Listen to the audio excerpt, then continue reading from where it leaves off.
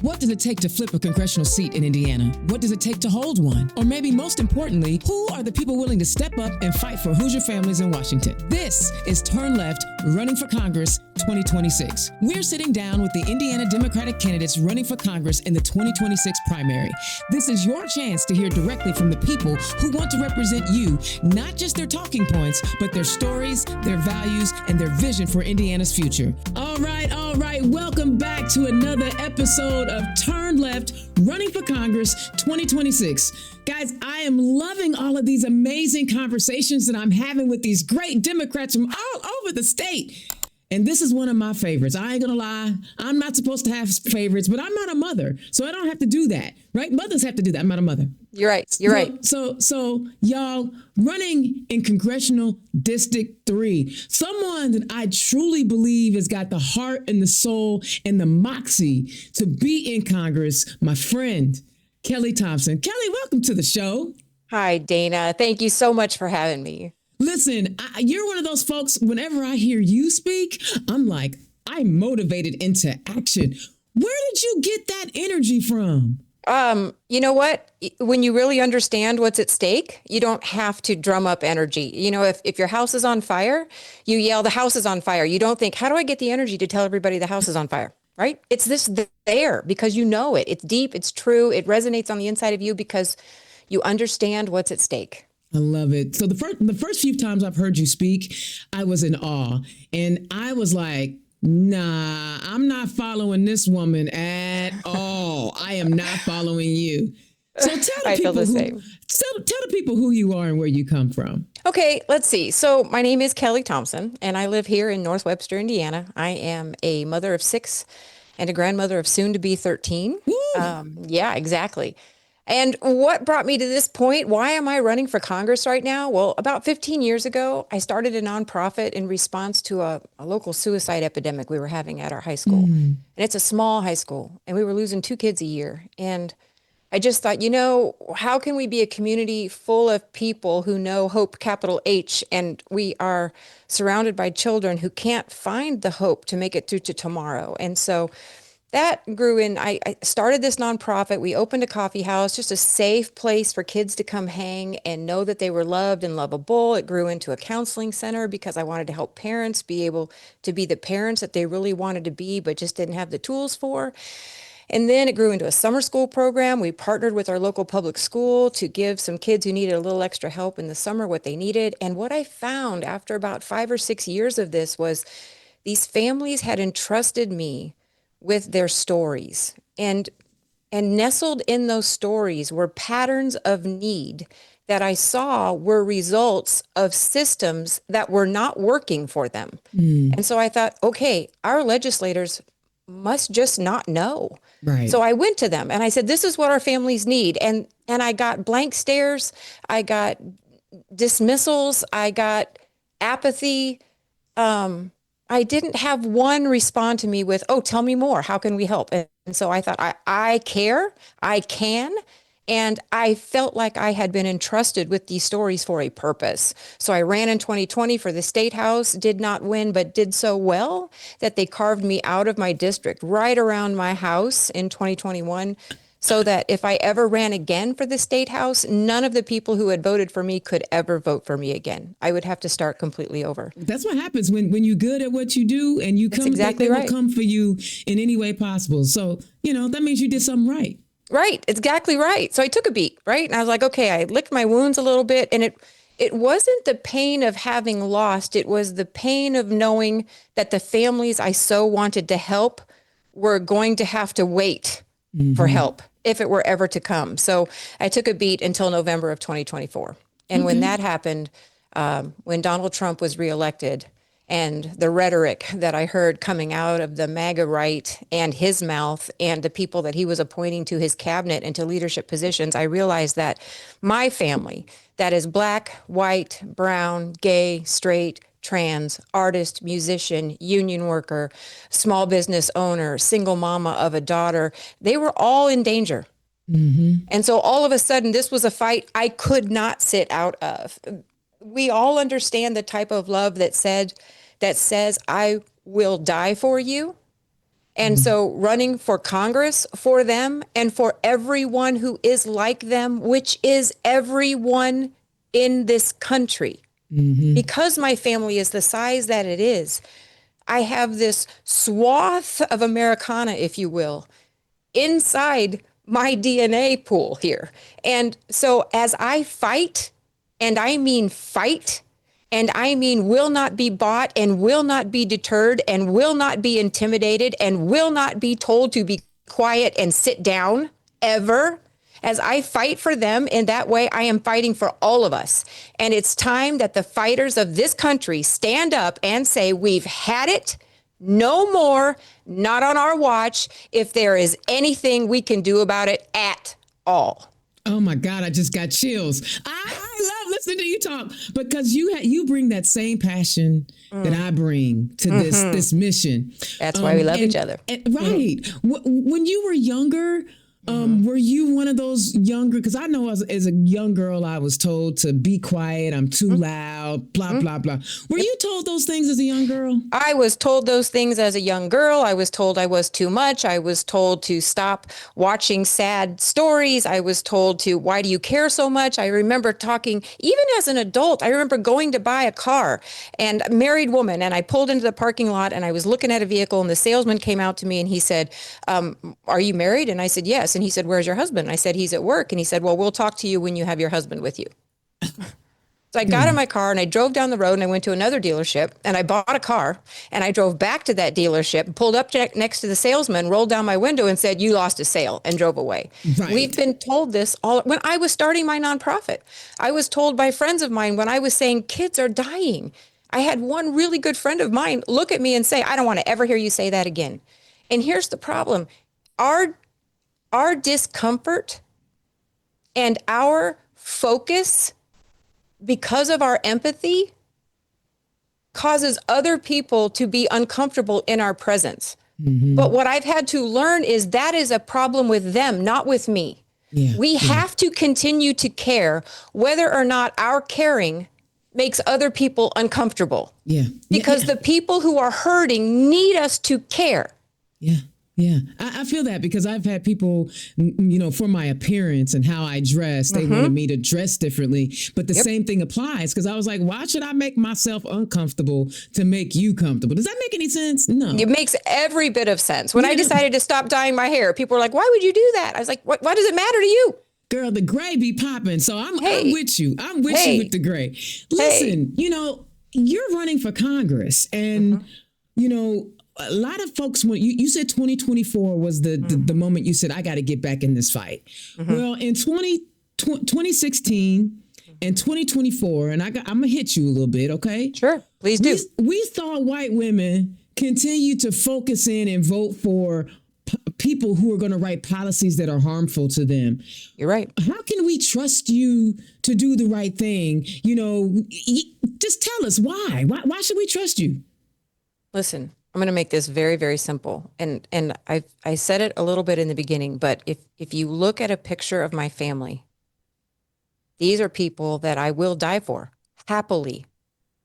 I will continue to fight and write policies that make this world a better, safer, freer, more equitable land of opportunity for everyone, because I will spend every ounce of my life making sure that's true for my 13 and counting grandchildren.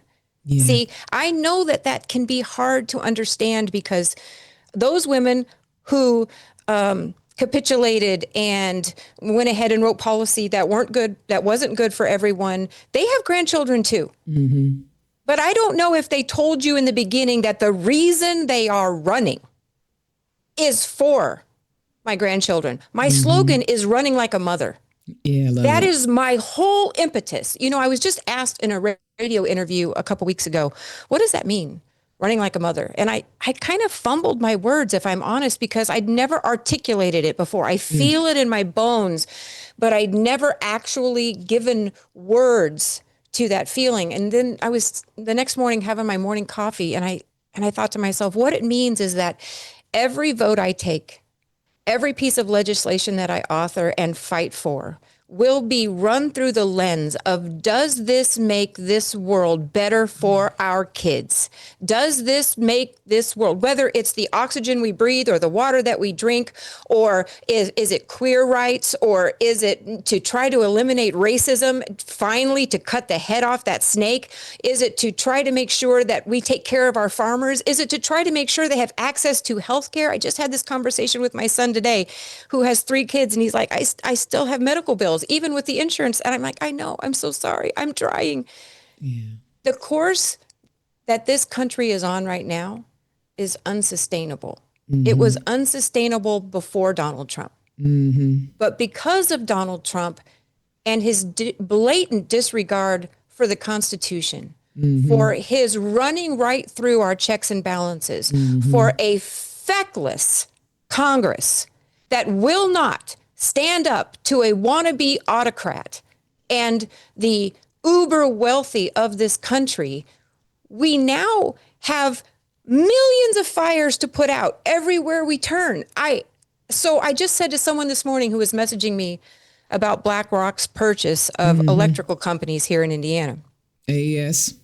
Yes, exactly. And I said, we have a million fires to put out right now, and we have to try to rebuild while we're putting out the fires, and we have to figure out what materials we have to build with in order to prevent future fires mm-hmm. from erupting, right? We have to fix the systems that were already broken or working exactly as they were designed, which isn't in our best interest. Fix those while we repair the damage that the Trump administration has done, while we try to strengthen the checks and balances so we never get back here again. That is a tall order. Mm-hmm. But the only alternative is to give up.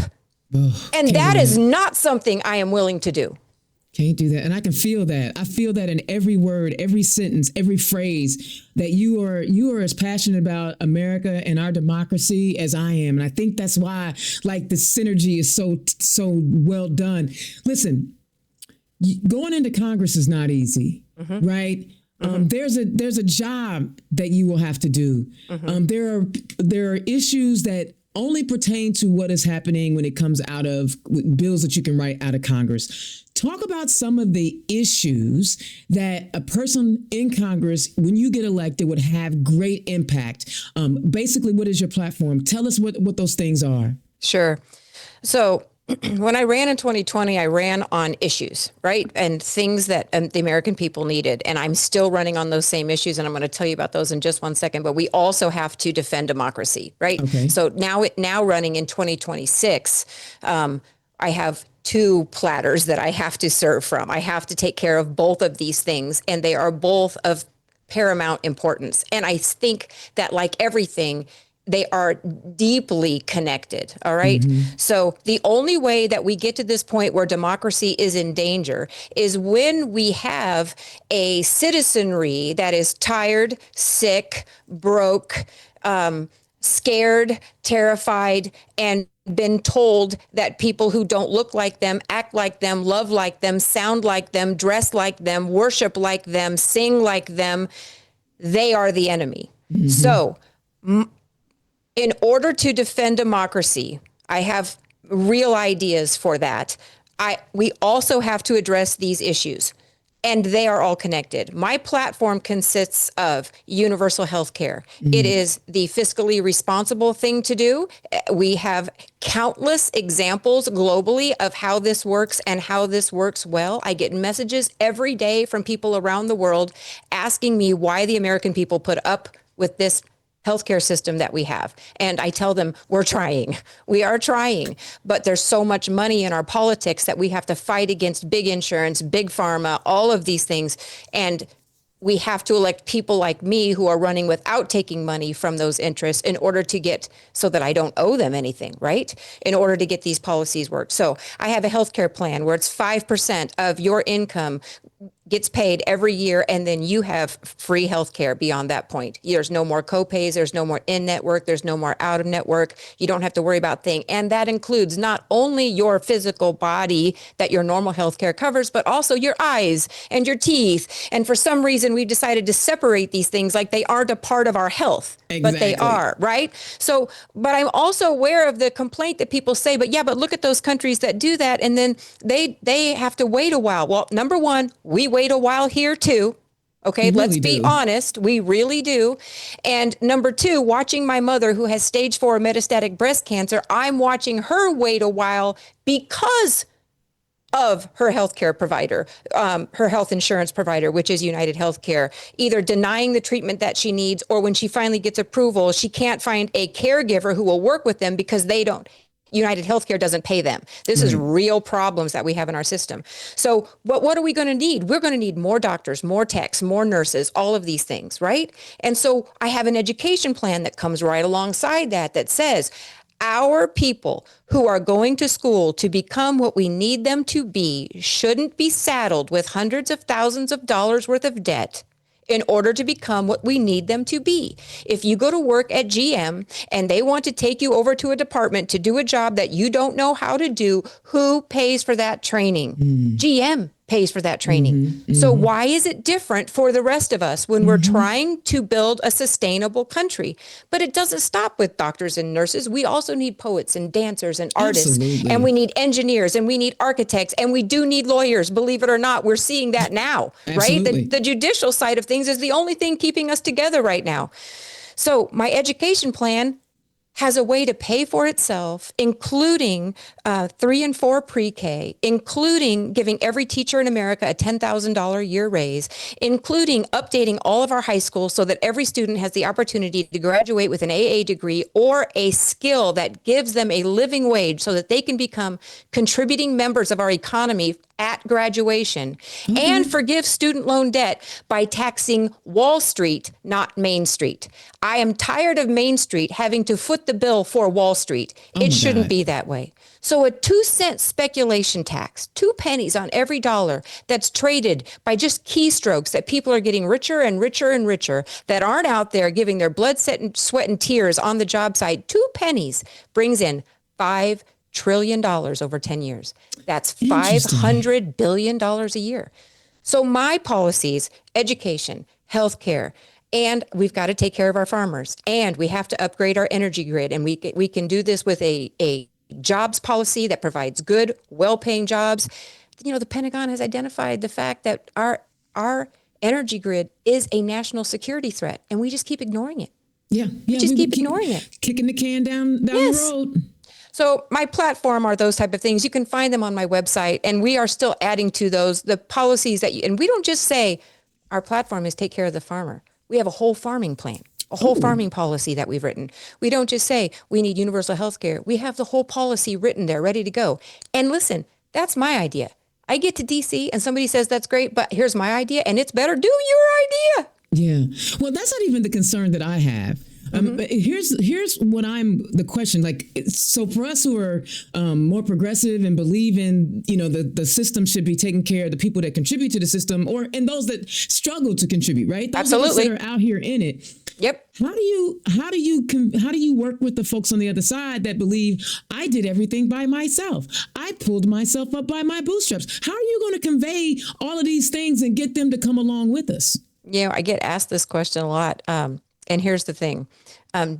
If it worked for some, but not for most, that doesn't mean we should continue to allow it to work for some, but not for most. Okay. Does that make sense? Yeah, it makes complete sense. So good on you. Okay. Yeah, you made it. You're doing fine. But why should other people suffer who can't? And we have to have the conversation about the generational effects of these things. All right. If now in the United States, this is a fact, the average age for the first time home buyer is 40 years old. We have to admit that something's changed from the time that I was 21 and bought my first house. I was 20 now. I was 28 when I bought my first house. Okay. And see, you're a little younger than I am. So we could see that sliding scale. Trend, and now it's 40. I am on college campuses every week during this campaign, and I ask them every time I'm there, what do you think the role of government should be? What do you want your future congresswoman to know? What's on your mind? And what score would you give your government right now? And it's so fascinating. They know what's going on. They are watching us fail them. And it's heartbreaking. And they look at me with longing and pleading eyes. And I am not in a position of power yet, but I do have a platform. And so I continue to talk about these things because the more that we talk about them, the more they become topics of discussion. They're afraid, and rightly so. They are watching an administration right now protect pedophiles. How do we answer that? I was at a high school a couple weeks ago, and they looked me square in the eye, and they're like, what are they doing? Why isn't anybody being arrested? Wow. I have so many questions, but just to pivot off, I gotta ask, because one of my passions, along with the other things I do, is encouraging, engaging young people to be involved in all the different spaces. I'm Gen X. I think we're both Gen X. I'm not sure. I don't even know. Okay. I'm so confused about all of those things. Yeah, 65 to 80. 65 to 80. I was born in 65, so okay. So, yay, Gen X. So, okay, Gen X. All right. How are you being received by our young people? Because I'm always curious about that. Yeah, it's interesting because when they first look at me, they assume, well, what would you assume if you looked at me, right? In fact, sometimes when I'm on college campuses, I'm handing out my lit. I'll say, I know I look like a Republican, but I'm not. And I hand them my lit. They don't think I understand. Right. But here's the thing. Remember, I had 6 kids. I had them in a 10-year span. So I basically kind of had 6 teenagers all at the same time, right? I mean, from 20 to 14, they were all in there, and they were all challenging me because, I'm a little biased, but they're brilliant and fascinating. And they wouldn't take what I said and just run with it. They challenged me all the time. And so these were 6 fascinating human beings that I was unwilling to break connection with, even when we disagreed. So I learned how to listen to people who didn't agree with what I was saying and wanted to challenge me while remaining connected. And so when I'm on college campuses or high school campuses and the kids come up to me, I listen first. I look them in the eye. I hear what they're saying. I ask them questions.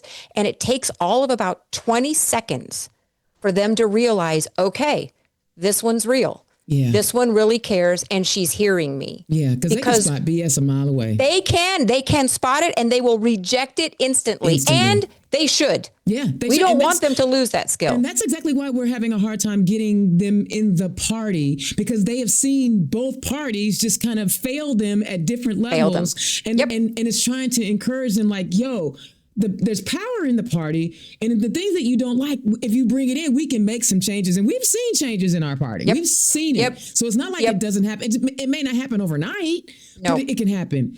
They need to see progress. Yes. Hello. We all need to see progress. Yes. And here's the thing. There's power in the party, but we cannot forget the power lies in the people. Right. And so what has happened is we get a candidate that we think we can believe in. They get elected, and now they become part of a different group. They're no longer a people. They're now a politician. And so when I talk to these kids and I tell them, listen, this is my job. My job is to listen to you, go to Washington, D.C., and fight for what we need. And the other half of my job is to tell you what's going on in Washington, D.C., because when the people know what's going on behind closed doors, then they come together, and then their power amasses, and then their power grows to a point where it cannot be ignored. And that is what this democracy is all about. That is what we are seeing in protests. That is what we are seeing in No Kings rallies. That is what we are seeing when we stand up to no mid-cycle redistricting in the state of Indiana. That is what the people are finally waking up to, is the power of the people is so much greater than the people in power. Say that again. So we are about, when we're recording this episode of Turn Left, Running for Congress 2026, about 4 days into the United States basically going to war with Iran. We know that this particular administration did not consult with Congress before making these moves. as someone who will be in Congress, share your thoughts on what this administration did, what you would like to see differently, and then speak on whether or not we should even be in this quagmire. Okay. Number one, no surprises, because this administration hasn't sought congressional approval for any of the things that they've done that they're supposed to. Remember, Congress has the power of the purse. Yep. They're supposed to be responsible for the money coming in and the money going out. And this administration completely ignores that power residing with Congress. And we have seen this administration now bomb 7 different countries without congressional approval in a year. In a year. So if I were a member of Congress right now, I would be in DC right now, and I would be clamoring for this war powers resolution. We have to bring him back to the table. We have to get control. We have to rein in this out of control. Listen, in any other time, they have to come to Congress. They have to state why they think it is important to go to war with another country. They did not do that. Not only did they not do that, in the 3 days or 4 days since, they cannot articulate a clear, consistent reason even now. Is it to protect us from the fact that they might be amassing nuclear weapons after we just obliterated their capacity, to create nuclear weapons? Or is it to free the people of Iran and to stand up to them because their protesters were being killed by their own government? Newsflash, that happens here. Yes, it does. Right? Or is it because we needed to do a regime change? Newsflash, he was 87 years old. Do we really think that they didn't have a plan for what happens when their leader is killed? And also, we have no plan on making sure that the government that takes over is going to be any better. It could, in fact, be worse than it is, right? I could go on. Oh, then we have our Secretary of State, Marco Rubio. It will be. History, oh my God, has proven that it will be.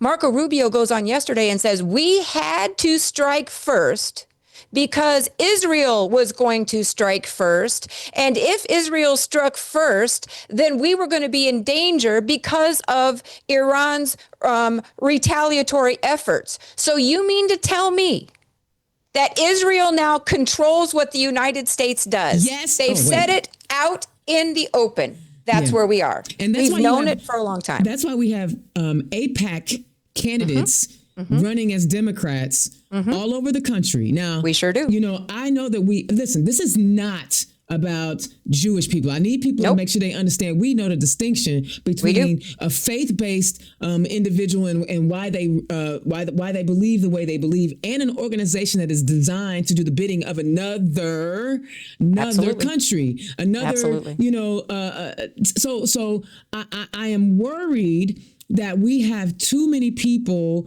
you know, who are not interested in the lives of Americans. Literally, this president, this guy said, well, there's going to be more deaths. We're going to lose more American lives. And but Barron ain't going.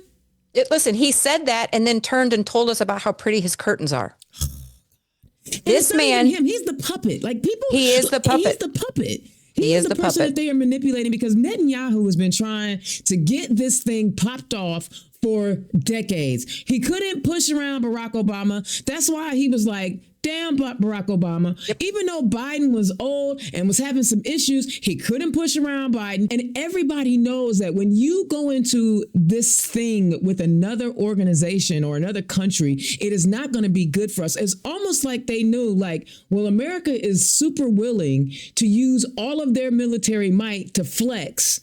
But we don't have to risk our lives. We can do whatever we got to do. Saudi Arabia, all of them are going to be benefiting from us sacrificing our military, our knowledge, our intel, everything to help these other countries, these other regimes gain a foothold in the oil market. Because who's going to be supplying China now that we done shut down Venezuela, now that we done shut down Iran? Who's going to supply China with oil? You're exactly right. Right? Yep. Okay, You're exactly right. It's all about oil. It's always about oil. It's always about money. It's always about power. It's always about that. Now, Trump is easily played. He's a small man with a fragile ego, and all you got to do is pat him on the back and say, everybody's going to think you're amazing if you do this. No. And he does that. He does that. And, and it's putting us all at risk. And then you have, you know, the folks in Congress who are just bending over themselves, tripping over themselves, trying to justify the crazy, and they can't. And then you have these, again, AIPAC-backed, you know, Democrats who are willing to because there's all types of Democrats. We're a big party, and I'm not going to, we're Big Tent. And I'm never going to say that somebody shouldn't be a Democrat because of one issue or another. But this is significant because AIPAC has so much money to back the candidates. Like I tell people all the time, why are they, like, we have one black man that we send to DC in the 11 people that we send, but he's also Muslim. Why would they find another man of color to run against him in the primary? Y'all think about that. Like, and you can't say, well, you know, the other thing about it was, like, George is Latino. We don't have any Latino representation in Washington, so it's kind of like a wash. But when Destiny jumped in, it was like, wait a minute. Right. Okay. I'm gonna cut all that out because it ain't got nothing to do with your campaign. No, but I enjoyed that part of the conversation. But yes, I get it. You know. So listen. You know, I think one of the things that is incredibly unnerving when we think about the work that you have to do in Congress to make sure that not only the third district is represented well and you can get the things that you need for the third district, but you got to get these things so they help all of America.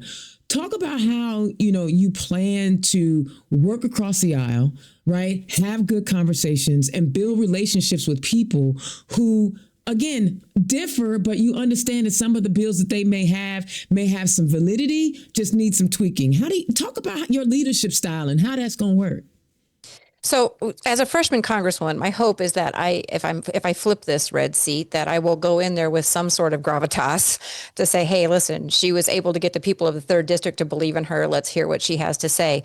I want to be in as many rooms as I can be in as many conversations as I can be in. And my goal is to listen, just like I do with the young people, and then to ask pointed questions. Is this better for the American people? Does this work for the people working for this country? And while I know asking those questions might not put the pressure on them that I hope that it would. So my goal when I get to DC is to make sure that I'm in as many rooms as I can possibly be in and in as many conversations as I can be in to make sure that I get a good feel for what type of policy is being written. And I intend to have conversations with people who even feel like they will forever disagree with me simply because I'm a Democrat. Right. And I want to have conversations with them that say, how does this help the American people? I'm here to work for the American people, not Democrats, not Republicans, not libertarians. I'm here to work for the American people. Aren't you? Yeah. And then when we have those conversations, part of my job is to leave those conversations and tell my people back home, and in fact, all over the country and the world. I have followers from all over the world now, 61,000 just on Facebook alone, right? And so I want to come out, do a little live video and say, hey, we went in today to fight for childcare. This is what happened. This is who's in our way. This is what I said. Because let's say it's somebody from Kentucky that is fighting me on this. I want the people in Kentucky to know that their representative said no to childcare. I think that that's part of empowering the people, right? In letting them know, because too much of it takes place behind closed doors. Yeah. So I'm hoping that when I get there, people will see me and know that the conversations that we have, provided they're not top secret or something like that, they are not top secret or something like that. Exactly. They need to be heard by the American people. We don't get to do the dirty work in secret. Sorry. That's over. We got to see how the sausage is made. Exactly. You know, we are right at time. Oh my God. You and I could talk forever. And actually, it doesn't matter what the outcome is in November.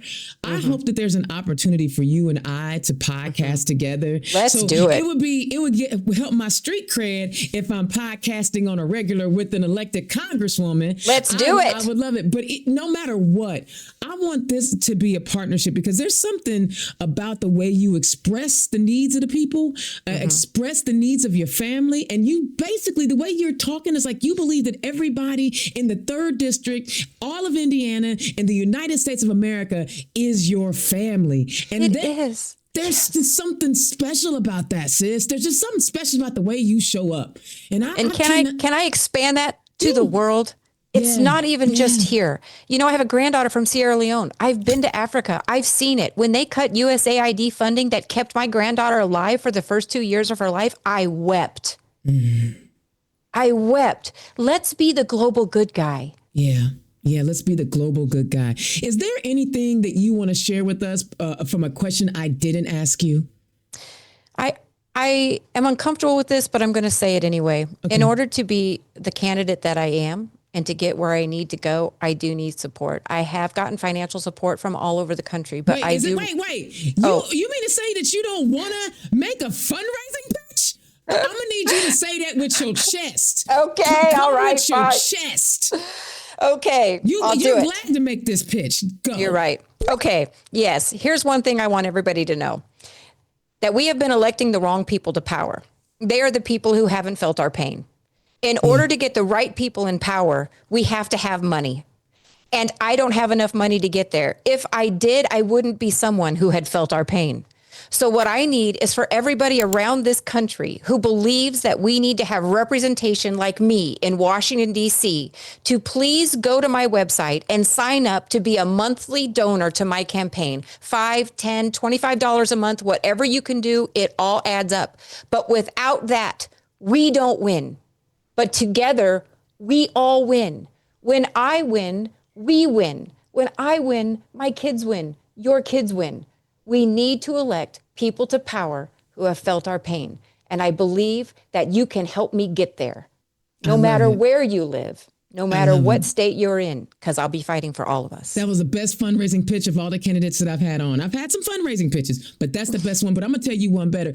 Click the donate link right here. If you're listening to this on as a podcast, there's a link in the description. If you're on YouTube, there's a link in the description. Trust, know, and believe I will make it easy for you to be able to donate to these candidates. I'm not even playing about this. Listen, y'all. Well, tell the people where they can find you, because you make me want to talk all night. You bet. Okay, so you can find me at kellythompsonforcongress.com. That's my website. You can find me on Facebook. It's Kelly Thompson for Congress.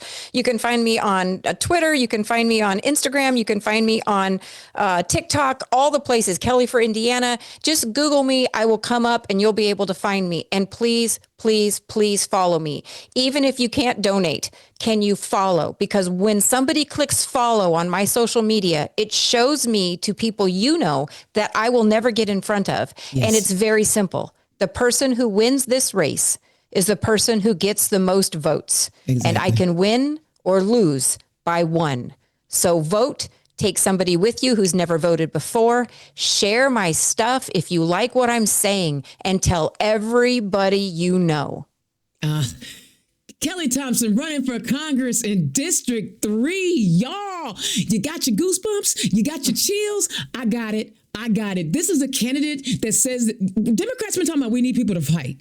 This woman look like you don't want to meet her in a dark alley, because she's going to take you out. And I'm talking intellectually. I'm talking about making sure that you have what you need. Your family has what you need. Guys, support Kelly Thompson for Congress. Donate to her campaign. Get involved. Become a volunteer. Help her win District 3. It's possible. It is. You get out and help her and get the vote out. Y'all, this is who we need. Indiana's own Dana Black, thank you so much for tuning in to Turn Left, Running for Congress 2026. This was a banger. This was straight up a banger. Thank you, Kelly, for your time. I really appreciate it. Thank you. Let's go. We got work to do. All right. Till next time, y'all. Peace. Turn Left is the property of Black Pearl IT Solutions, executive producer, Indiana's own Dana Black. Music by Dorian and 22 from Pixabay.